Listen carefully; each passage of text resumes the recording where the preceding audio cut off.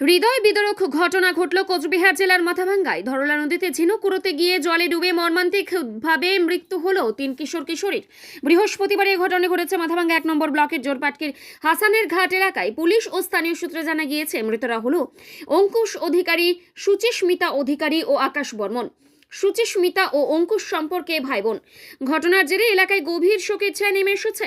পরিবার সূত্রে জানা গিয়েছে সুচিস্মিতা ও অঙ্কুশ এদিন মামার বাড়িতে বেড়াতে এসেছিল।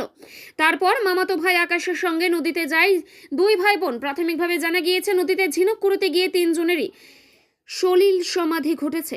বুক ফাটা কান্নায় ভেঙে পড়েছে পরিবার পরিজনরা। খবর পেয়ে ঘটনাস্থলে পৌঁছে গিয়েছে মাথাভাঙ্গা থানার পুলিশ। স্থানীয়রাই জলে নেমে 3 কিশোর কিশোরীকে উদ্ধার করেছে একসঙ্গে। একজনকে মাথাভাঙ্গা মহকুমা হাসপাতালে পাঠালে চিকিৎসকেরা মৃত বলে ঘোষণা করে। বাকি 2 জনের দেহ ঘটনাস্থলেই পড়ে রয়েছে।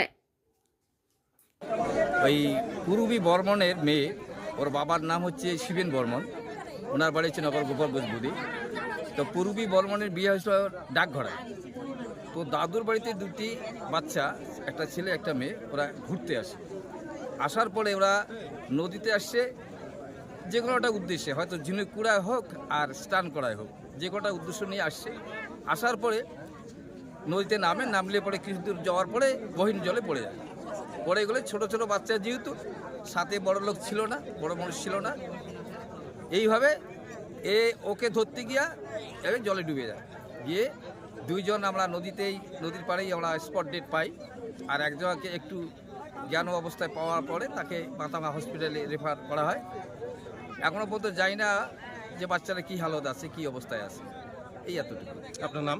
আমার নাম আবু আল কাসেম।